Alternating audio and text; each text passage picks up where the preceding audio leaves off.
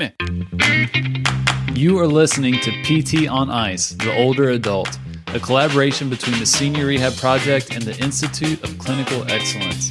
This is a rebroadcast of an original episode that can be found at ptonice.com.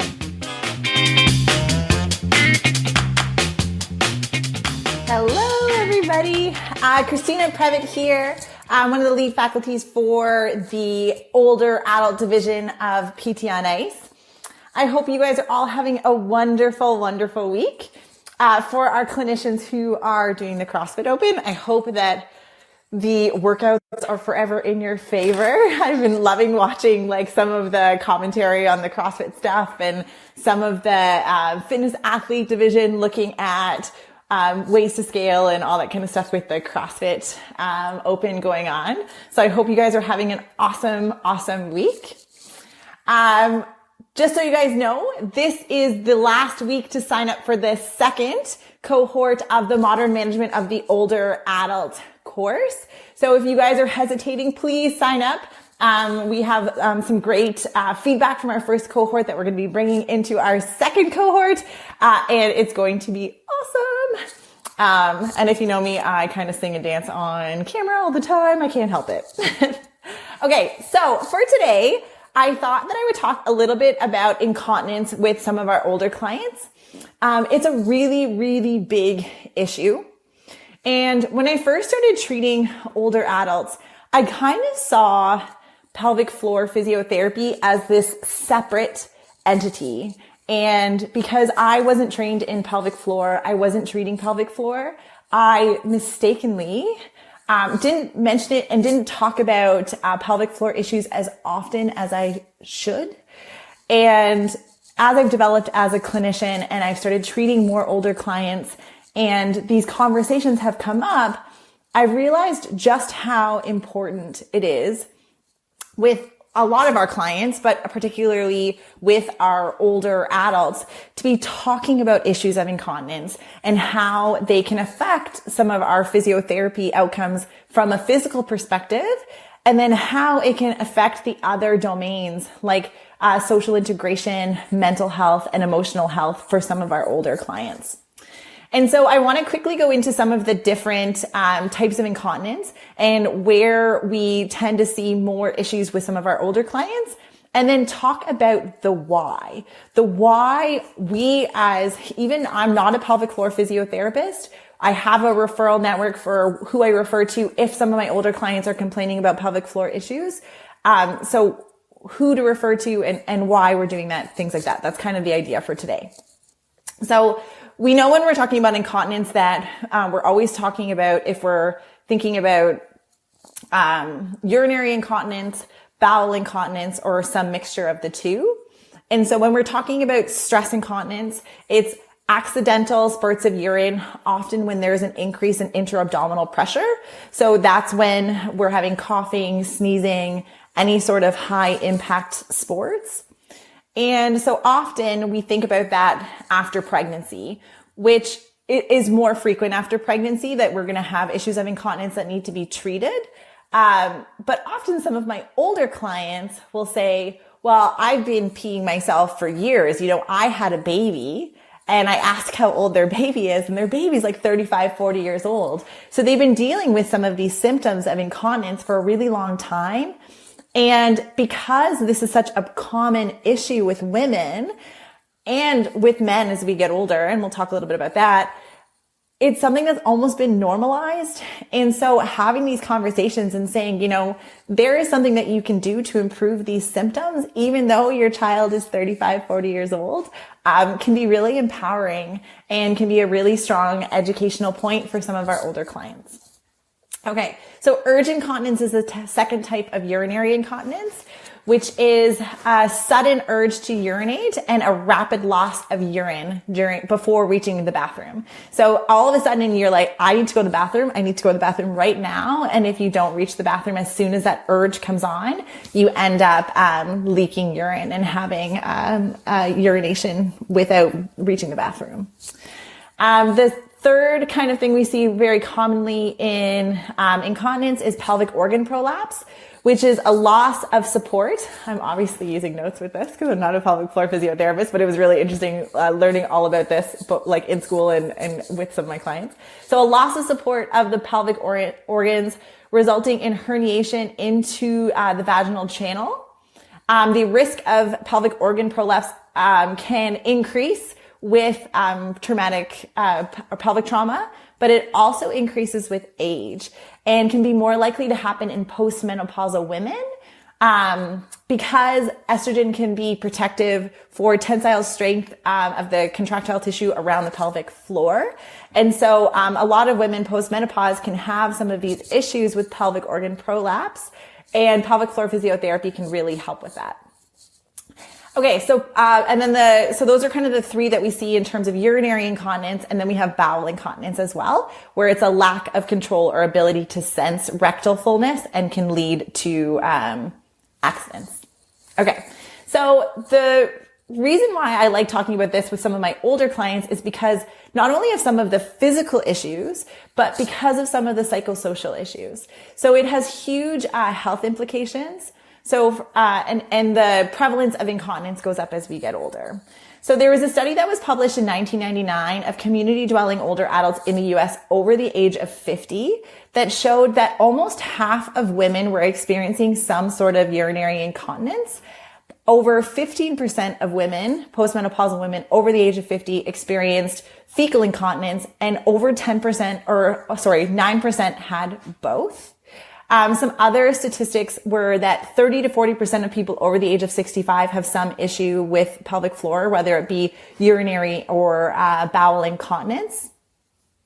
60 to 70% of older adults that are in long-term care facilities have some sort of urinary incontinence. So for my geriatric physical therapists who are working in long-term care or SNF settings, this is something that the vast majority of your clients are going to be experiencing. And so having the knowledge and skills to talk and work with the multidisciplinary team around managing these symptoms is going to be really important.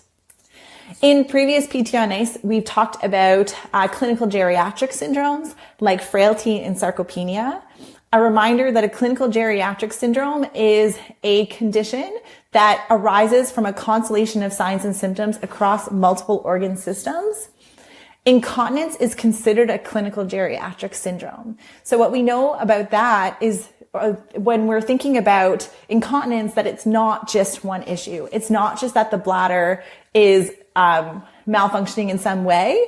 We think with the pelvic floor, that's the neuromuscular system. We have less neuromuscular control to the pelvic floor as we get older. The efficiency of that system goes down with age, but that doesn't mean that we can't improve it. Just like with sarcopenia, which is clinical muscular weakness, just because that tends to decrease with age doesn't mean that we can't mitigate the symptoms and consequences of that syndrome. The exact same thing is true with incontinence. And so we want to make sure that we are addressing this with our older clients.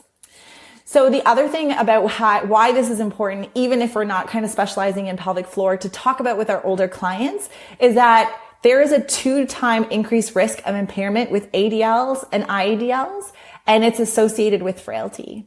So if people are having issues with incontinence, they are more likely to have issues with self-care. They're more likely to have issues with being able to go out into the community, and that could impair their ability to stay independent in their home. And what we're starting to see is that loss of bowel or bladder control is one of the contributing factors in the decision tree for persons being placed from community dwelling into institutionalized settings. And physical therapists are very, very vital in regards to that transition and trying to mitigate that transition. Whether you're working in primary care, if you're in private practice, especially like our home health PTs, you guys are so important for helping with this. And therefore, making sure that we're addressing issues of incontinence and making the proper referrals are really, really important.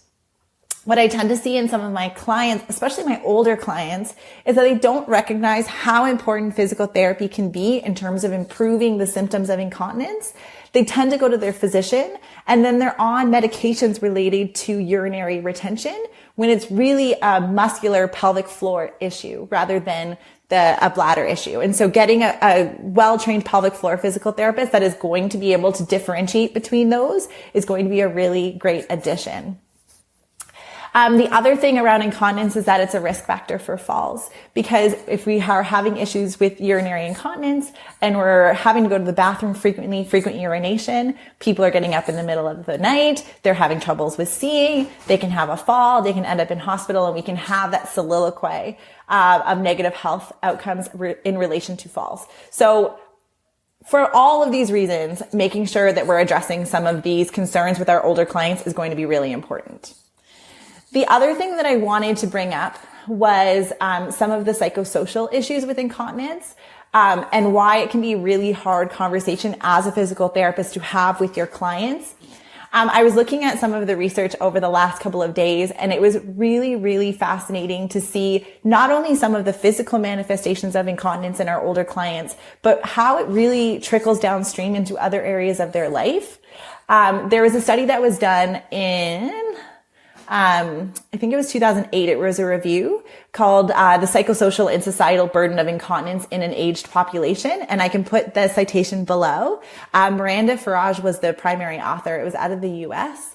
And they were talking about some of the mental health and emotional issues that accompany the prevalence of incontinence in an older population. And they were saying that because like 44% of women in this study had urge incontinence. So a sudden feeling of having to go to the bathroom. And if they don't reach the bathroom, then they will urinate. And these women tended to have a heightened risk of depression, a heightened risk of anxiety, especially in social settings. And it's led to feelings of social isolation and loneliness. And if you've been in the kind of geriatric PT world for long periods of time, we recognize that social isolation is a really big issue, especially with our older clients, and it can lead to adverse health outcomes. So we're starting to see these bi-directional arrows in regards to physical function, urinary incontinence and bowel incontinence symptoms, and some of the mental health considerations that we're seeing more prevalently in older clients. And these all interact with each other. So if we're only hitting one target, so if we're only talking about the physical side, we may be really missing out on the why that people are not going out into the community. So we may think as physical therapists, okay, well, they're having trouble with their 6-minute walk test. Their timed up and go is rather slow. Let's improve those symptoms, and then they'll be more likely to come out in the community. When the real reason why they're not going out in the community is because they feel like they can't walk very long before they have to pee. And so really kind of deep diving into some of those reasons and some of those whys, maybe not on the initial assessment, but as you start to develop therapeutic and alliance and rapport with your clients, is going to be really important. So other negative health or negative mental health issues that can come up with incontinence is a loss of self-esteem, a loss of sexual libido, and feelings of shame. And so if we're having people that we're seeing who are staying in their home and are experiencing a lot of these negative mental health states because of their incontinence, making sure that we make the proper referral so that we are treating those symptoms as best we can, and not assuming that just because they're X age that there can't be any improvement in symptoms is going to be really, really important. And I know that talking about incontinence with an older client can be very awkward and can feel kind of embarrassing for some clients, for some clinicians. I know that when I first started talking about this, I felt really kind of uncomfortable, and I didn't know if they would think that I was really going outside of my scope asking about these things. But I think that it's really important. And this embarrassment around these conversations actually led the World Health Organization to call incontinence the last medical taboo. And I thought that was really interesting because, you know, like those are some of the things that we just don't talk about. And incontinence has huge healthcare spending implications, with the Agency for Healthcare Policy and Research saying that it costs the U.S. $16.4 billion per year in incontinence-related care, and we're spending $1.1 billion per year on disposable continence products. That to me was huge, and so I took the hashtag pants not pads, that's not mine. That's Sean Hagee and Sarah Haig's hashtag. So I'm totally plugging some of the work that they have been doing with pelvic floor physiotherapy, and I'll put more of the links in the comments below. But I think that this is a very important conversation to be having, something that we need to be, at least from a baseline perspective, knowing kind of what the issues with pelvic incontinence are in our older clients, kind of recognizing that it's not just the urination issue, that it permeates into physical health. It permeates into risk for institutionalization and falls, goes into some of the mental health issues, goes into some of the connectivity and social integration issues, and that it's a very important part to be screening for and asking questions about with some of our older clients. And then, providing that education that this isn't something that cannot be treated. It's something that because of age, we have decreases in neural control to the muscles of the pelvic floor, and we have some weakness in the pelvic floor musculature, but that doesn't mean that we can't mitigate some of those negative health consequences by making the appropriate referrals. And so, pants, not pads is the hashtag and I'm going to put all the links in the bottom, but this was a huge learning experience for me. So I hope that this podcast was helpful, because I'm learning about not only just the symptoms of incontinence, but also where some of these issues of incontinence can also creep up into other aspects of their life was a very important learning experience for me as a new clinician, and one that I am constantly working on improving in terms of my comfort level and my referral network and some of my education that I can provide for my clients. All right. So that is it for today. I hope you guys found that helpful. If you guys have any experiences or stories, place them into the comments below. We would love to hear from you. I'm going to put some of those links to the studies around the psychosocial burden of incontinence and some of Sarah Haig's work in the bottom. If you haven't signed up for the Modern Management of the Older Adult course, you should do that, because it's going to be super fun and exciting. We start next week. Other than that, have a very happy Wednesday. And we'll talk to you soon. Bye. Hit me. Thank you for listening. And if you enjoyed this episode, go to ptonice.com, click on the courses tab, and check out Modern Management of the Older Adult. This is a course that myself and Christina Previtt are going to be teaching. It's 8 weeks, an online format, interactive, and solely focused on helping students change how they practice and how they work with older adults. For more information, just go to ptonice.com. Thanks.